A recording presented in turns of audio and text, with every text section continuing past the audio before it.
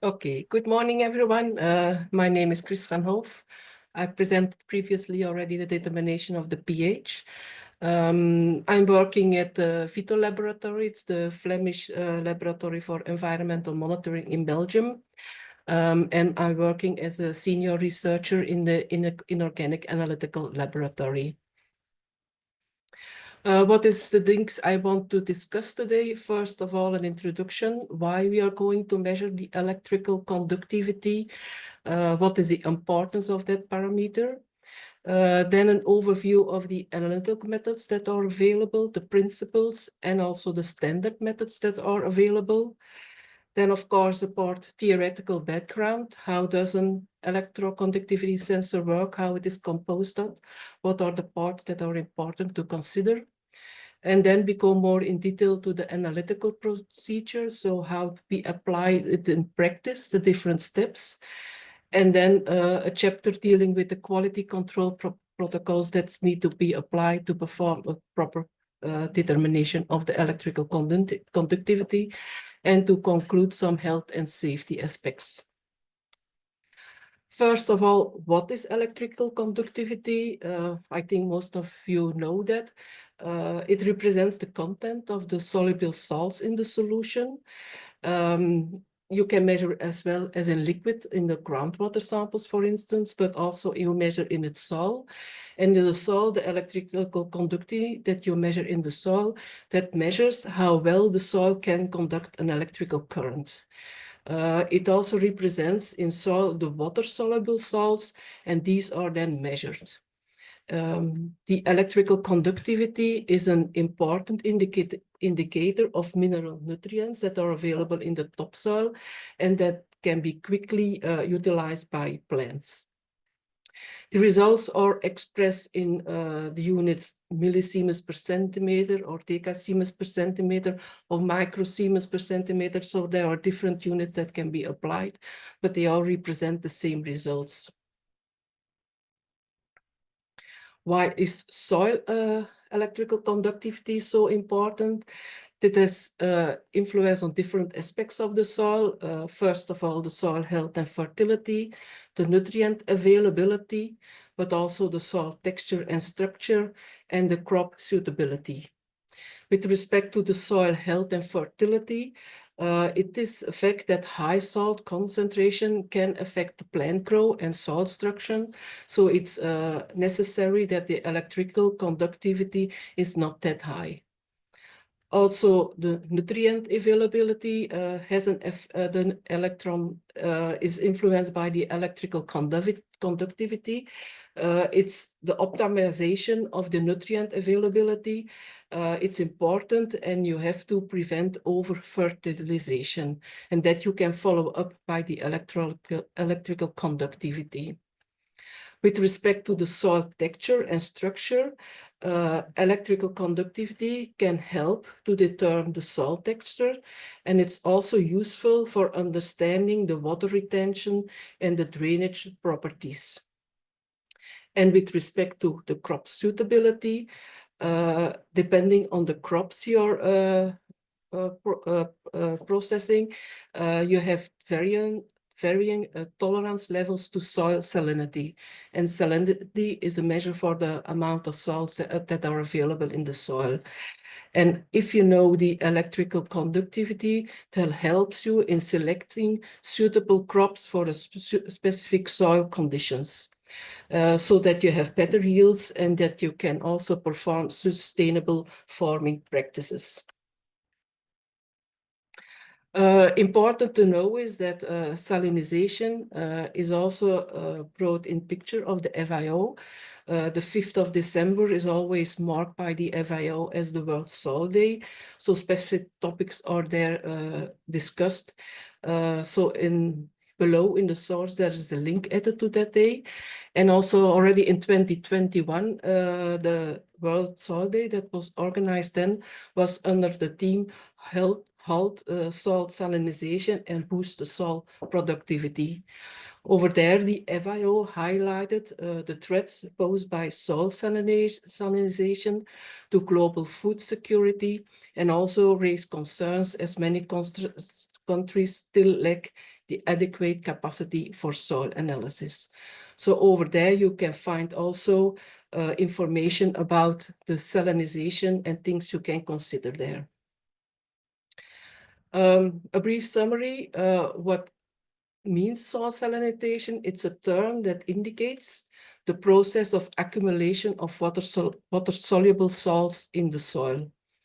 And it's one of the most critical environmental parameters because it can limit the plant growth, as plants cannot absorb water from the soil adequately. If the content is too high, all the soil structure can be damaged and become hard and compacted so that the water distribution over there is not properly done. Saline soil can be available naturally, but often anthropogenic induced due to unsustainable agricultural practices. These are some pictures who describe and show you how it affects the soil. You have different parts. If you have a very healthy soil, it's managed by here, shown by here. You can see that you have good and stable aggregates. You have water available, the nutrients are in balance. You have high content of soil organic carbon, rich biodiversity, and there are no contaminants present. If the soil becomes saline, if you have saline soils, then you have accumulated salts on top of your soil, and that have an effect on all the cations and anions that are present below and to the availability of the plants. You also see that there will be a nutrient imbalance, less biodiversity, and less water available, so it has an impact. If you go even a step further and you have sodic salts, then these have even impact in the sodium ions or even incorporated in your plants, and they have more impact on the soil. You get a massive structure of the subsoil, and the water distribution is reduced significantly. So also you create a nutrient imbalance. So we still have to avoid that the soil salt content in the soil is increasing. Which actions can be taken to reduce, to get a halt to the salinization? It's presented here in the right figure. Use mulch to decrease the evaporation, so to keep the moisture into the soil. Use a good quality of water, that you avoid addition of salts. Reduce pumping when salinity starts growing. Grow salt-tolerant plants, that is also important. And at last, add organic matter. It's all things that you can do to halt salinization. As I already previously mentioned, recently GSC published a report about the state of salts in Europe. Also there, it was indicated that there are salt-affected salts at several places in Europe, as indicated also by the colors. At the right side, you see a picture of the saline and sodic salts from the European Europe. And that's so special parts that are subjected to risk area of salt accumulation. If you see here the purple colors over here. In the report, it was also mentioned that the soil salination on 4.1% of the Ukrainian arable land is occurring. This is a brief summary about the introduction and the importance of the determination of the electrical conductivity. If we have now a look to the analytical methods that are applied to determine the electrical conductivity, first of all, the sample preparation. You have to pre-treat your sample by air drying or drying at a maximum of 40 degrees C, and then passing the sample over a sieve with a 2 millimeter mesh size. This is the same sample pretreatment as we applied for the determination of the pH, so you can use the same sample, pre-treated sample for the determinations. Subsequently, you do an extraction of the soil with water at room temperature, and that in an extraction ratio of 1/5 mass volume fractions. And that is to dissolve the electrolytes in the water solution. Subsequently, the electrical conductivity is measured in the extract, and the results are corrected to a temperature of 25 degrees C. I will come back to that later in the presentation. But that's the general way how to determine the electrical conductivity. What about the standard methods? Which methods are available? First of all, there is an European and also ISO standard that is available. It's the pre-EN ISO 11265 that is recently made available in this year. It's dealing all environmental solid matrices, and it's a merger of two standards. It's a merger of the ISO 11265 standard that was only allocated to the soils, and it is merged with the CENTI S 15937 standard, and that standard also covers waste, bio-waste, and sludges. So now these two standards are combined because they used similar principles, and now it's covered for more matrices, all environmental solid matrices. The second one is the GLOSOLAN SOP 07 method. It's also describing a standard operating procedure for soil electrical conductivity and also with the soil water ratio of 1.5.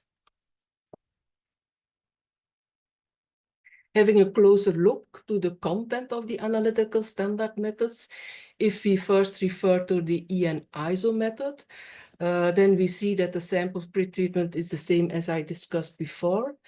It defines to extract at least 5 grams of soil with water, and that in a ratio of 1/5 mass volume.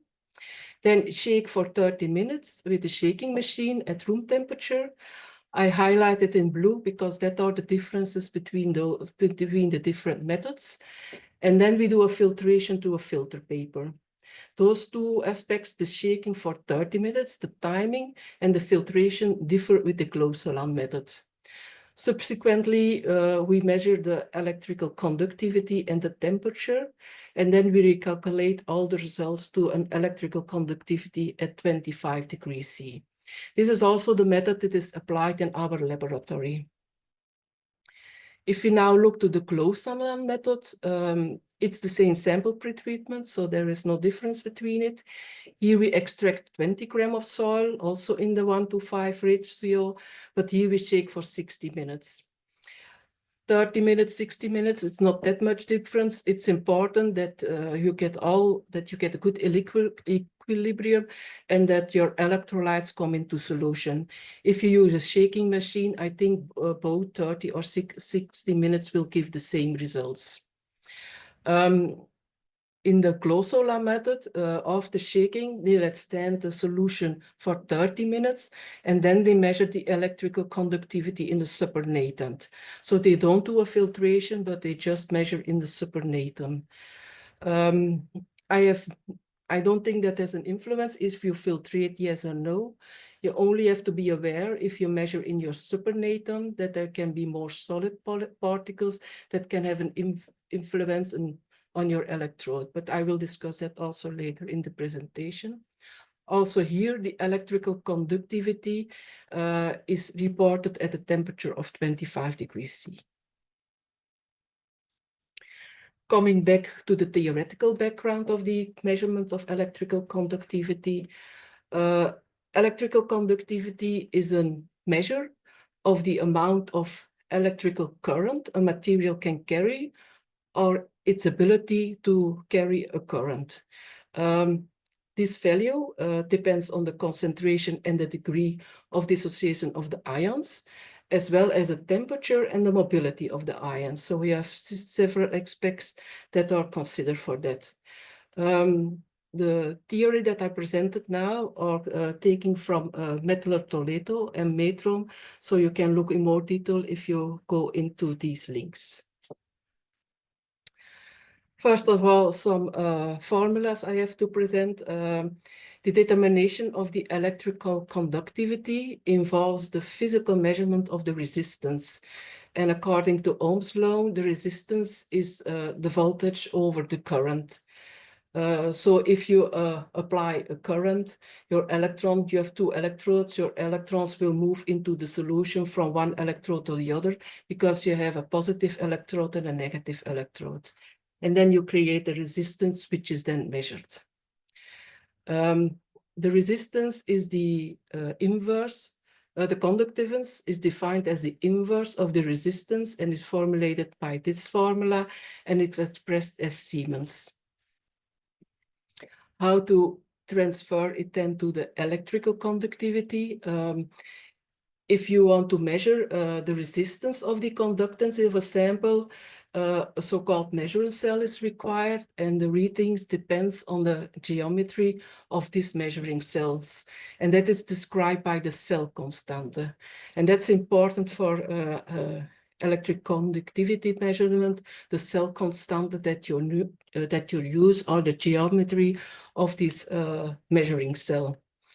And the cell constante can be described as the distance between the electrodes over the effective cross-section area of the electrons between the electrodes. So if you have a two-electrode system, you have the electrodes, you have the surface, and the distance between those two electrodes. And that defines the cell constant of your system.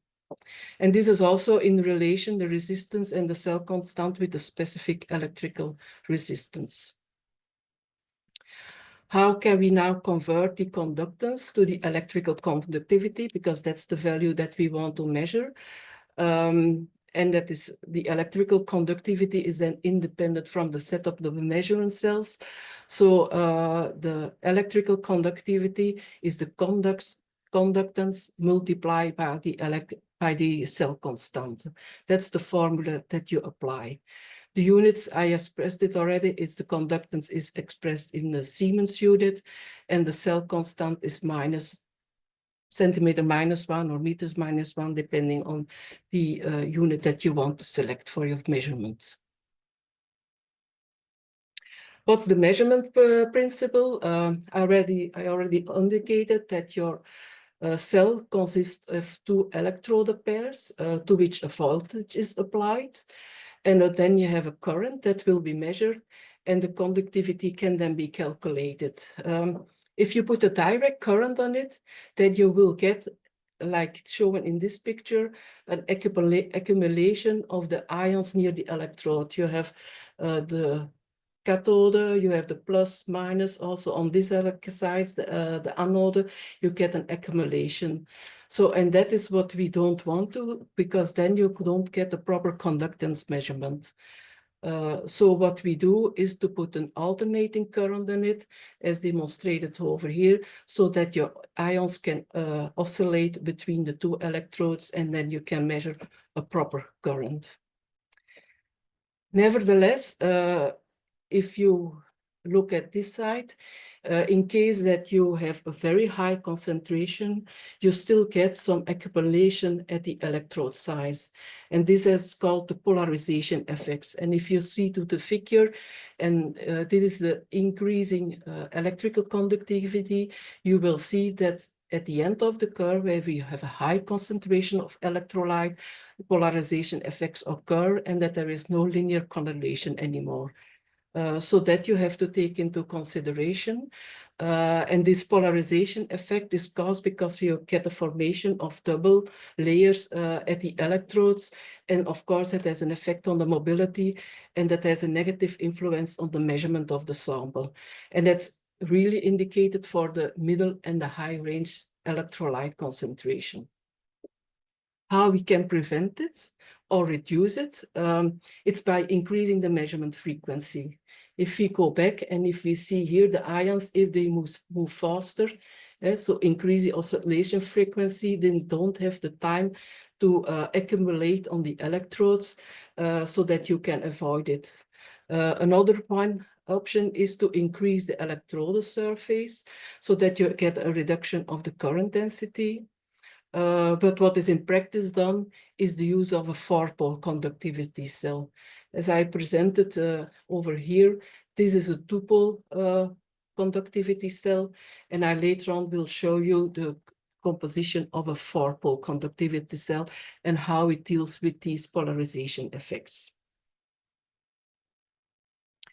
Beside the polarization effect, you have also the impact of capacitance, and that's at the lower part of the curve where we have low electrical conductivity values. If two electrodes are in a non-conductive medium, so if there are a low amount of ions, then they behave as a capacitor. Then you will also have no linear correlationship between the conductance and between the electrical conductivity. And how to prevent that or to reduce that, that is lowering the measurement frequency so that it has a lower impact on the capacitance. Also using a conductivity cell with a low capacitance. This means the smaller the electrode area or the bigger the distance. That's the formula that I formulated about the cell constant. Then the lower the capacitance. But for that, you need to adapt it. So you have two effects. For the polarization, you have to increase the ion frequency. For the lower part of the curve, you have to do the opposite. And that's why they describe that the optimal measurement frequency depends a little bit on which position you are in your curve. Nowadays, the electrical conductivity sensors are so built that they can handle both and that they automatically take care of both effects, as well as for the lower part of the curve as for the higher part of the curve. And that is by the configuration of the conductivity cell. This is a basic configuration of the two-pole conductivity cells.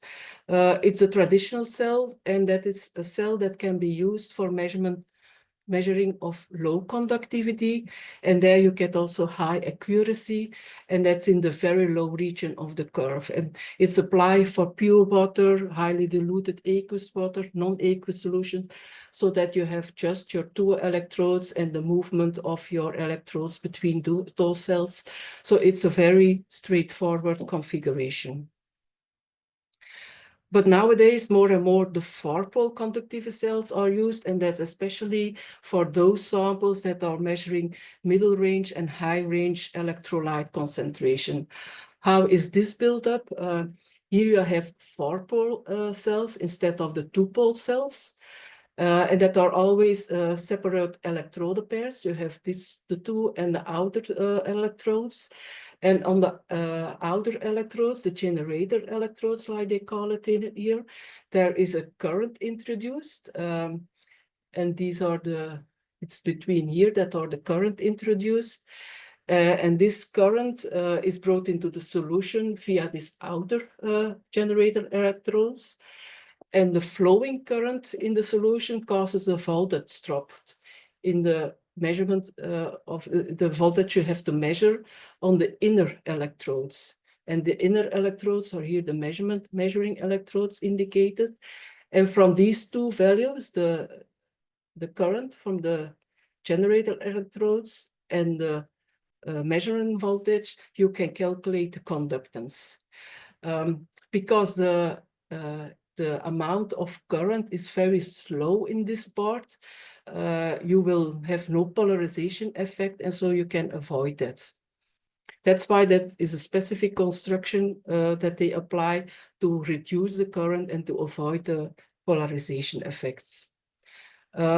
The advantage of this configuration is that you can have a much longer measuring range that is linear, and then you can even measure from very low concentrations of 10 microsiemens per centimeter up to 1000 millisiemens per centimeter, and also having the excellent linearity. So over the full range, you have a linear curve. And this is applied, as I mentioned before, for waste samples, for wastewater samples, seawater samples, also for the extraction of soil samples, so that you can cover the middle and the high range electrical conductivities. In our lab, we even have a 5-pole electrode measurement. It is quite similar as the 4-pole, but there is here an additional generator electrodes that split the current into the solution symmetrically. And that is even more to that the immersing depth is not that critical anymore, that to improve that. But I think most of the time 4-pole electrode sensors are used in the lab. If you want to select a sensor, it has to be composed of a certain material. And depending on the material that is used, you will have different properties. You have to look a little bit to the type of samples you want to measure. If you have chemical reactive samples, then most of the time the sensor is composed of a glass shaft and platinum electrodes. There are some difference in it, but it's generally applied. If it's important that the mechanical stability is of importance, then you use a sensor with an epoxy shaft and graphite electrode. This last one is especially used if you go on the field, because then the mechanical stability is also of importance. What's also important is that you have to use a suitable cell constant. You can see here a figure, the range of the electrical conductivity that you can measure, the type of waters that you can have, and you can see if you want to analyze pure water, deionized water, you need a sensor with a cell constant of 0.1 centimeter to cover this range. By increasing the cell constant, you can even measure the higher values so that it is a relationship and that you have an extended linear range. So that's important to select. If you want to buy a sensor, you best contact also your manufacturer, ask what sensors they have in their portfolio and for which applications. They have a clear description of which sensor, how it is built, how it is constructed, and which cell constant they have used. Another important effect for measuring the electrical conductivity are temperature effects. Conductivity measurements are strongly temperature dependent, and it's really the temperature of your sample that plays an important role. And that's why the conductivity value is always a calculated conductivity value at a desired reference temperature. For soil sample, the reference temperature is defined as 25 degrees C, but it can be also sometimes for groundwater that they define a reference temperature of 20 degrees C. So it's also important if you report results that you additionally mention your reference temperature that you are using for your application. So in practice, the conductivity meter measures the conductivity at the current temperature, or 25 or 22 or 27 degrees C. And later on is the measured value converted to the desired reference temperature, and therefore it's used suitable temperature correction algorithms. I will come later back to that. It's also important to know that temperature correction for the pH and for the conductivity are totally different. For the electrical conductivity, you correct your temperature for the sample because the sample has a different effect, so the temperature effect of the sample is corrected. For the pH measurement on the other side, there the temperature effect of the electrode is corrected and not that of the sample. That's why for the pH value, you have to report the value as such and you don't have to recalculate it. That are differences in the correction for the temperature effects. Most of the time, nowadays, the temperature sensors or the conductivity cells, you use a temperature sensor separately, or you use a conductivity cell with built-in temperature sensor. It's important that you measure your temperature, but it can be on two ways. How you perform the temperature corrections, there are different options depending on how you apply your measurements. You can do no correction. The temperature of the sample is the same of the required reference temperature by using a thermostatic water bath. What you do then is you measure if you have to report a 25-degree reference sample, you use a water butt of 25 degrees C. You see that your sample is equilibrated at that temperature, and then you do the measurement. Because the measurement of your sample is at the temperature of the reference temperature, you don't have to apply a correction. But this procedure is not regularly done in the lab because it's rather complicated, more time-consuming to do. Most of the time, a linear function is applied, and that's generally applied for medium and highly conductivity solutions. So in practice, this is the most of the time the function that is applied. For low water conductivity samples, sometimes a nonlinear function is applied, but that's only for clear water for that. This is the formula that is used for the conversion of the electrical conductivity. You measure at a certain temperature and then using the linear equation to convert it to the reference temperature. So you need the electrical conductivity of the reference temperature. This is the electrical conductivity of the temperature you measured at, for instance, 22 degrees. And then you correct it to the reference temperature using a correction alpha also. This alpha value that is listed in the literature, it's not a constant factor because it depends on the concentration of the electrolyte and the temperature, but the deviations are small. So in general, a fixed value is used between 1.9 and 2 percentages per degree C.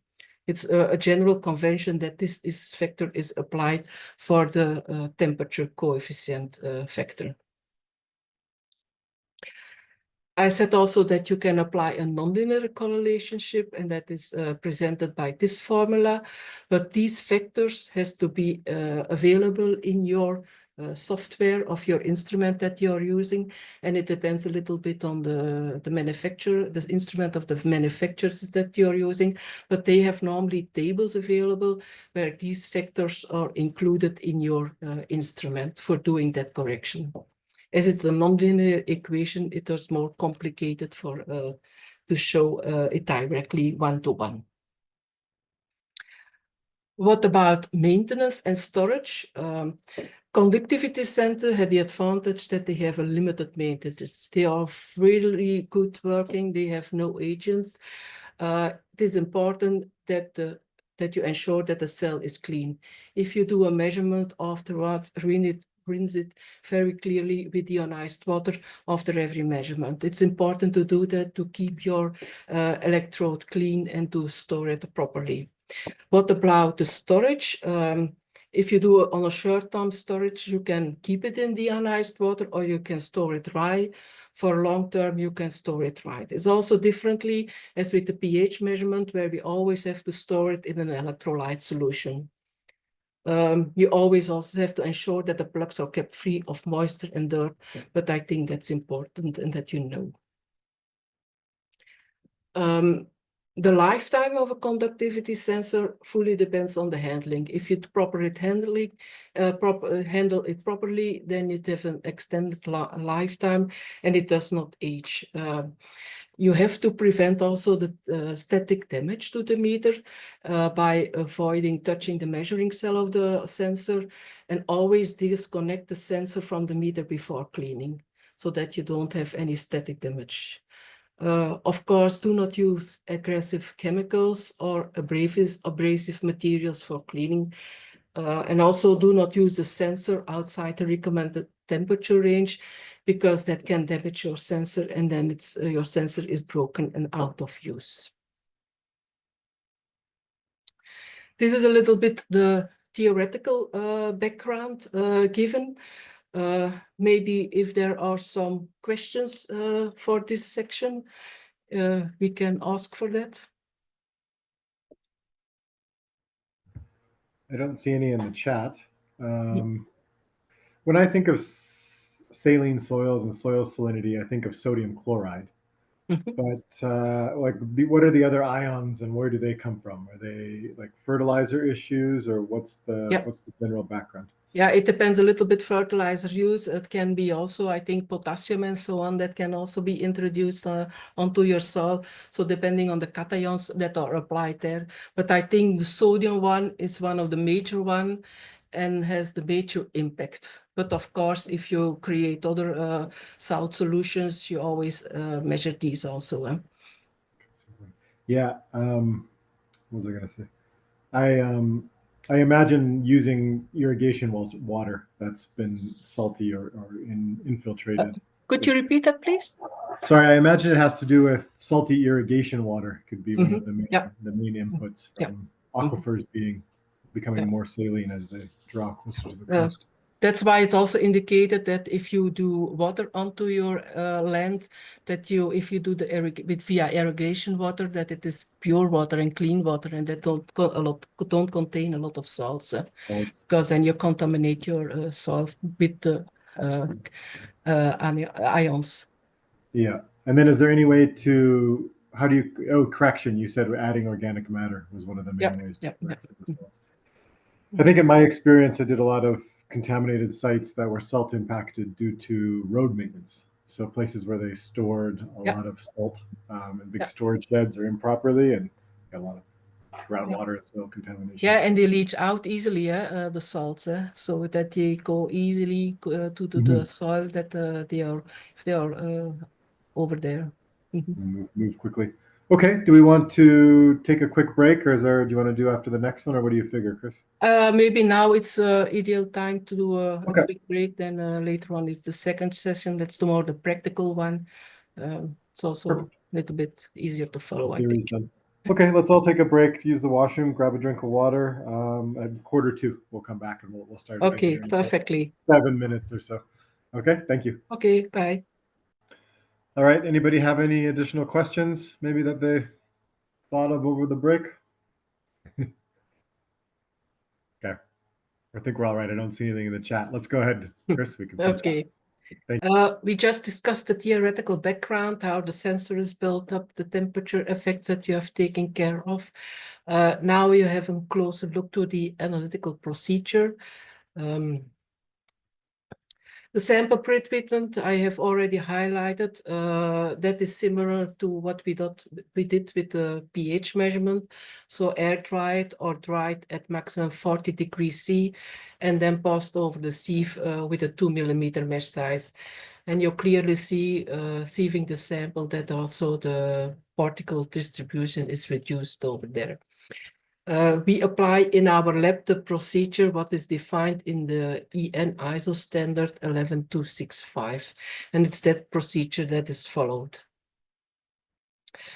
What we do is an extraction in water in a 1.5 mass to volume ratio. We weigh a portion of 20 gram. In the standard, it is defined as minimum 5 gram. In the GLOSOLAN standard is 30 gram. We apply in our lab 20 grams, so it's covering that. Add 100 milliliter of water to it, as shown over here. And then we shake manually so that you get a good contact between the soil and the water extraction solution. That's important because then you have a good exchange of the ions into the solution. We close the recipient and then we put it on a shaker instrument as shown over here for 30 minutes. Afterwards, we do a filtration, and this filtration step is not done by GLOSOLAN, and that's to avoid that the particles are coming into the solution. As you see, after filtration, you don't have a clear solution. It still contains particles, but it's still reduced. So that's already important for protecting a little bit your sensor that you're using. This is a picture that shows the instrument that we apply in the lab. It's a sample plate with several positions to place your calibration and control standards and to put your samples in simultaneously. And And on top, you can see the sensors, the electrodes, and also the styre that we use. And these can move up and down to enter into the beaker automatically. At the right side, you see a picture of the electrode that we use. So here is the electrode. This one is the temperature sensor that you see. And this is a closer picture of the under part of the sensor. And you can, it's not clearly visible, but here you can see the different poles that are there in the instruments. We use a sensor with a cell constant of 0.7 centimeter minus 1. And then we can cover the electrical conductivity range from 5 microsiemens per centimeter to 20 millisiemens per centimeter. What steps do we have to do? It depends a little bit on the instrument that you use. It's always prescribed by the instrument the way you do it, but they do similar things, but it's always the same. You have also define your cell constant exactly. When you buy a sensor, they indicate the cell constant. For us, they indicated it was 0.7, but you have to determine exactly, because that cell constant you use to calculate the electrical conductivity based on the measured conductance that you have done. How do you do that? For us, it is we use a 0.1 molar potassium chloride solution. At a reference temperature of 25 degrees C. It has a theoretical value for the electrical conductivity of 12.88 millisiemens per centimeter. We use linear correction temperature with a temperature coefficient of 1.95% per grade Celsius. The software itself does an automatic calculation of the constant. And how does it? The new cell constant, is the cell constant you're going to use for your further measurement, is defined as a theoretical conductivity divided by the measured conductance. And at the right side, it's a picture of what you obtained. So you see, we measured at a temperature of 23 degrees C. It's also the purple line that you show at the right side that's presented. It's a stable temperature. Your reference temperature is 25 degrees C. And then your cell constant is calculated. And instead of the 0.7, the effective cell constant is 0.685 per centimeter. And this is the value that is used for further calculations. And you see here the conductivity that it's measured from the 0.1 solution, and that's the time they needed for measuring the cell constant. Once you have defined the cell constant, you also do a verification of the cell constant and a little bit of your linear range. So what you do, we define the cell constant at with the concentration of potassium chloride of 0.1 molar, and then we do a verification with other concentration levels. We analyze 0.01 molar potassium chloride, 0.02 molar also potassium chloride, and an independent one of 0.05% sodium chloride. And in the table below, you can see which electrical conductivity concentration they have at 25 degrees C. So on this, using these standard solutions, you can verify a little bit your linear range. You can also select your concentration depending on the concentration you're effectively are going to measure in the soil samples. So you can select one that is in the range of your soil samples. So these are the bottles that we fill with the solutions, and it is an example of a soil solution, an extraction of a soil solution. In the standard, it is defined that the maximum deviation of 5% is allowed from the theoretical value. If you measure it, it has to be within 5%. This is an example of the system that we are using and the steps that are defined in the software. This is an example for a manual measurement of the electrical conductivity. If you do an automated measurement, so using the sample carousel, the sample plate, then additional steps are defined, and they are defining then that you have to flush your electrode, that you go to your next sample, and so on. So you have more trees that are included in the software, but that will be presented during the practice on-site. Then we demonstrate the software in more detail and the different steps. You can see here in our main track that the sample is stirred for 15 seconds, and then you do the measurements. And then afterwards, you put the stirrer off.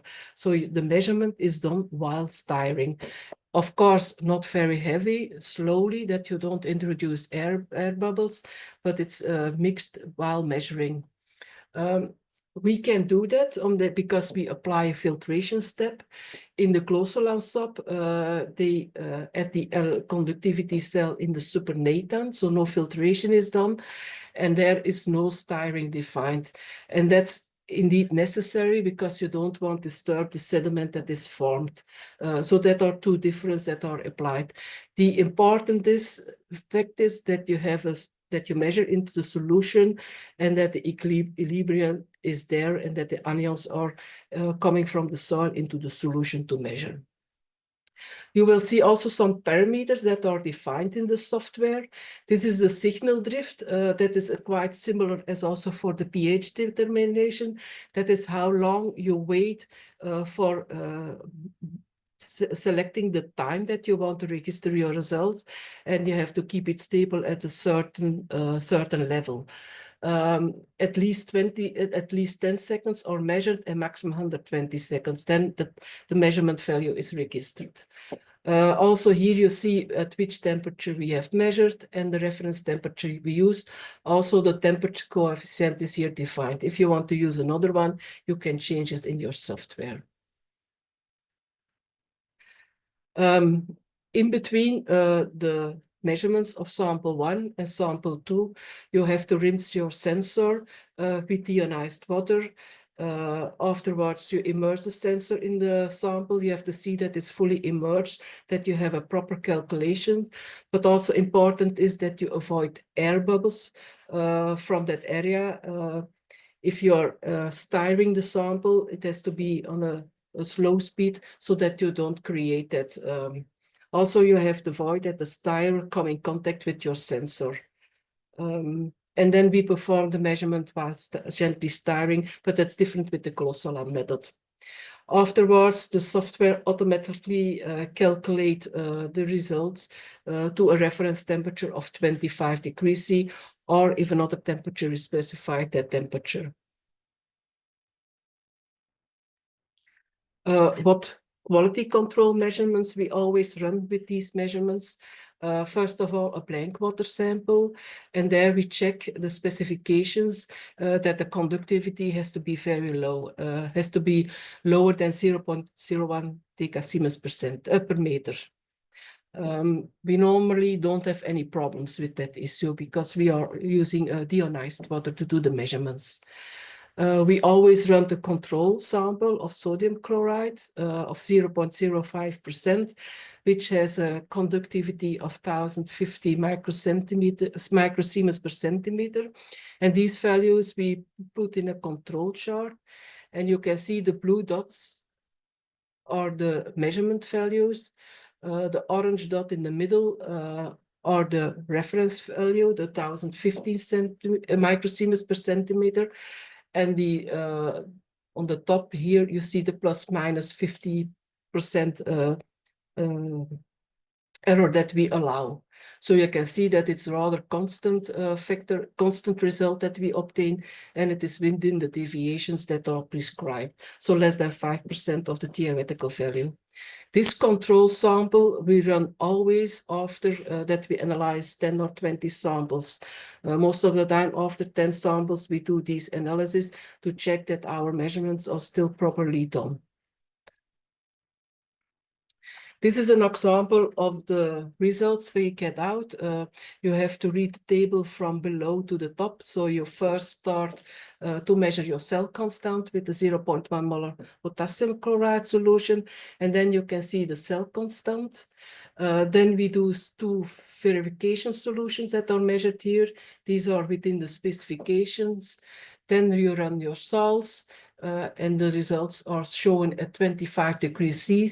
Nevertheless, the temperature where you're measured is shown also that you have an idea what temperature is used for actual measurement. At the end of the run, we also analyzed 0.1 mol potassium chloride solution again, but not to define the cell constant, but to verify the result of it.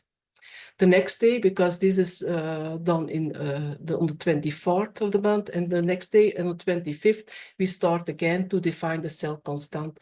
And you see these values doesn't differ a lot. They are quite same. Also here, you have the cell constant, later on the controls, and then your samples.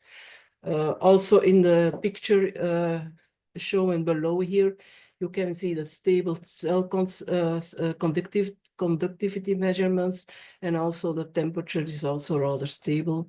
And in the table, you can summarize the results also. So you have, per sample, a quick view about the results that you obtained. What we have to include into the test report, of course, the results of the electrical conductivity determination, and also mentioned that it measured it's presented at a reference temperature of 25 degrees C. Also use the units that is asked for you depending on what is defined in the legislation, and a reference to the applied method. As this method is rather straightforward, no additional information has to be included. What interferences, errors that can occur with these measurements? First of all, if you have to measure low electrical conductivity values, we have to take care that you don't get a capturing of the CO2 from the air, because that also can have an impact on the electrical conductivity.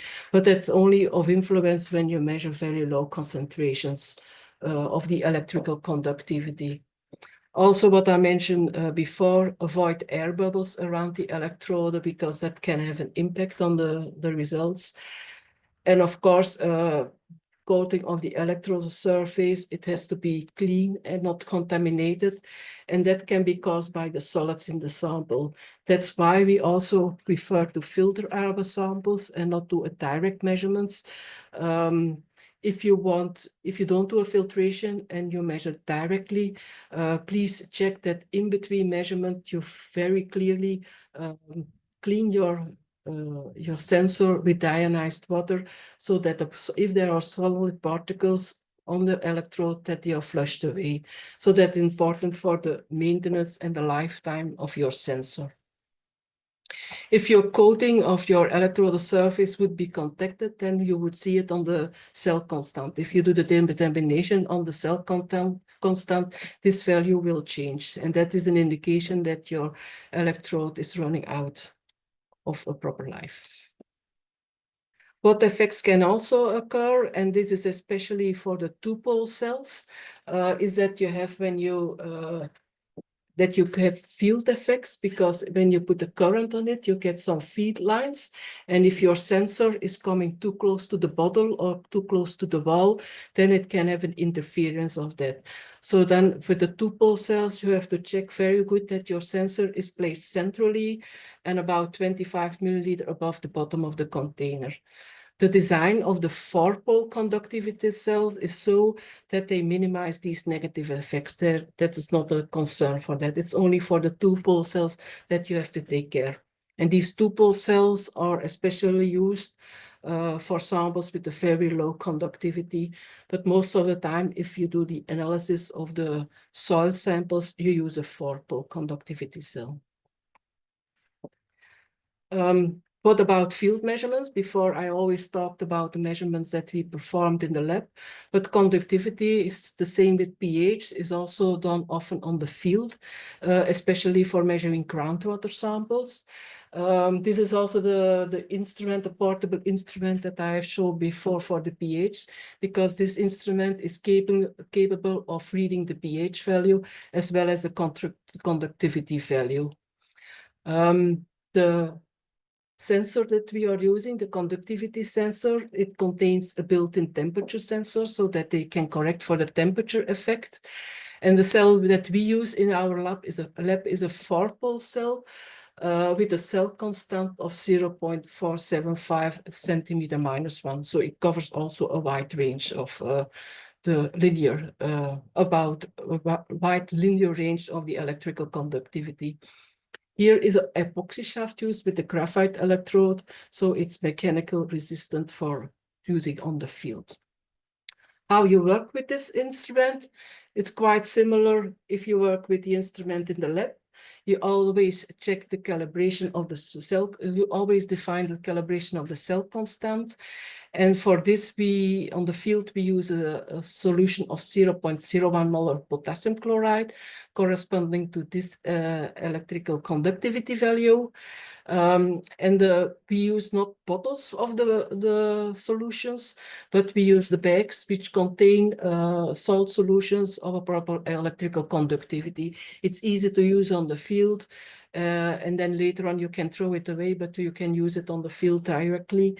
And here you have the one for the calibration of the cell constant, and the other one is a higher concentration, and that is used as an independent control. So you calibrate here more in the lower part of the linear range, and here more in the upper part of the linear range. Also, a deviation of less than 5% is applied.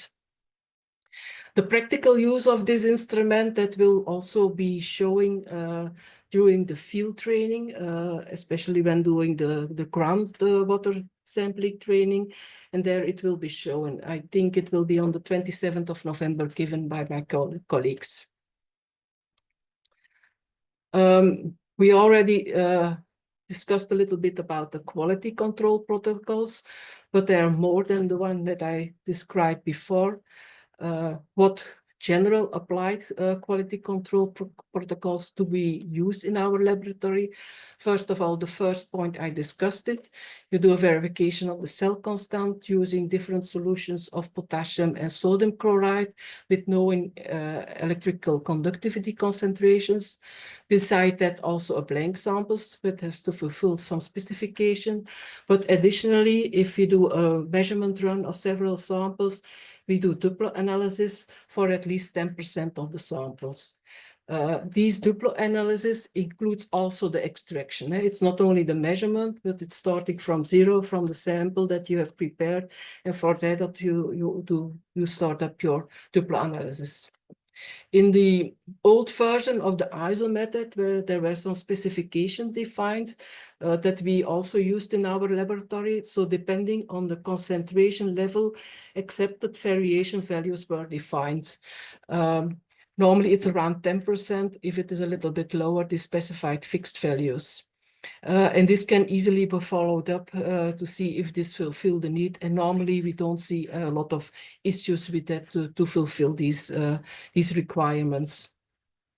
It's also interesting to have a reference soil sample also for the pH that we use, that you have a soil sample that is coming from a proficiency test of a soil sample that you have, if you prepare by your own, and that you follow it up in function of time, so that you see that the extraction procedure that you apply, the measurement that you apply, that you have a constant and a stable result over time. And you can put these results also in a control chart. And finally, also an external quality control is important. The previous one are all internally. The externally is a participation to an interlaboratory proficiency test. Here's some examples of Duplo analysis of soil samples that are analysis that we did on the Ukrainian soil samples that we received. These are very low electrical conductivity values. And you can see this is the right figure is just measurement 1 and measurement 2 make the difference of it, and you can see that they correspond very well. The maximum difference is here minus 1.1, so it's not much. We also calculated the percentile relative standard deviation for each Duplo measurement, and you can see it's at the maximum 7%. Considering the fact that it are very low concentrations, I think these are very good results.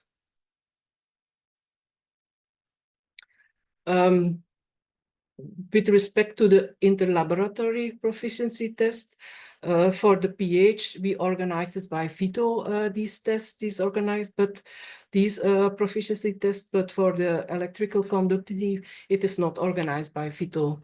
Nevertheless, there are other providers available where you can attend to these proficiency tests. An interesting website is the EPTIS website. And it's an up-to-date website also, and it contains a database which is created by a worldwide consortium of organizations who combine all the proficiency tests that they are organizing. And this website is coordinated, and also the formation of the database is coordinated by the Federal Institute for Material Research and Testing, the BAM in Germany. And there you get the possibility to do a search into the database, and then you can select a suitable proficiencies test scheme for your laboratory with different parameters, combine it or not, you can choose for that. Another proficiency test provider who have an extended scheme is WEPAL in the Netherlands. Also, the link is included in this website, and they offer proficiency tests for as well as soils, but also for manure, compost, so different type of matrices. And one of them is the soil characteristics, and for that proficiency test, they ask for the determination of the particle size distribution, so the clay contents, the pH, inorganic and organic carbon, and also the conductivity according to the ISO method. So that's just the method that we discussed before. So they offer their proficiency test where you can participate as an external laboratory. Also, GLOSOLAN organize at some intervals some external quality measurements. Important to know is that your laboratory has then be registered in GLOSOLAN. If that is the case, then you will receive an email when you're organizing an interlaboratory comparison exercise. And then the GLOSOLAN coordinator, of course, will select the labs who can participate, because they have to take care that the several countries are considered, different types of lab are considered, but it's also a possibility for quality assurance and quality control. Also, the links are included, so you can have a further look to that. The last part is the health and safety part. A general health and safety is your personal safety in the lab that we do in general, independent of which method measurement that you are going to do. Wear a laboratory coat, wear safety glasses, always use gloves because you are working with chemical products. And if for the sample preparation, wear a mask to avoid the dust inhalation. If you use chemical products, you can always refer to the material safety data sheet to see if there are any risks occurring for these products.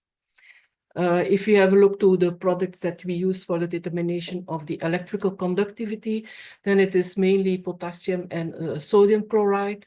And for those products, it is described that you have to avoid inhalation and skin-eye contact, and that violent reactions can occur when strong oxidizing agents are in contact with these products. To conclude, I have given now the online training session dealing with the principles of the procedure, the theoretical background, the different steps in the analytical procedure, some interferences that can occur and things you have to consider. The next step will be dedicated and specialized on-site training.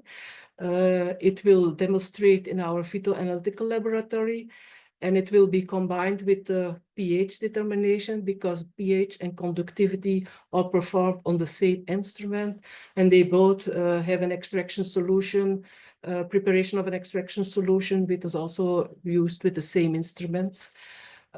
Group 1 will follow the training on the Monday, the 25th of November in the morning, and Group 2 will be on Tuesday, the 3rd of December, also in the morning. So I hope to see them all over there at that time. So thank you for listening. So any additional questions? Thanks, Chris. I don't see any in the chat. Anybody have anything? I guess, no. I guess the real issue is your calibration standards. If things going to go wonky on this, similarly to pH, it's going to be because of your calibration standards or a dirty electrode, I would think, are your two main problems. Yeah, that's always the case. But if you start your measurement by determining the cell constant, do your independent controls, we don't see often problems with it. And it's the pH electrode is more subjected to errors than this electrical conductivity electrode. This is a more robust sensor. If you handle it properly, it can take a long time to work with. Makes sense. Okay, well, if we don't have anything else from anybody, we can end there. And our next session will be on Tuesday of next week. Yep. We are looking at organic carbon starting in the morning at 10 or 11 a.m., depending on your time zone. Yep. And then in the afternoon, we'll be doing analysis of strontium and cesium in soils. So awesome. Thanks again, Chris, for that. I appreciate it. And okay. We'll see you back care, on everybody. Tuesday. See you on Tuesday. Bye-bye. Okay, bye-bye.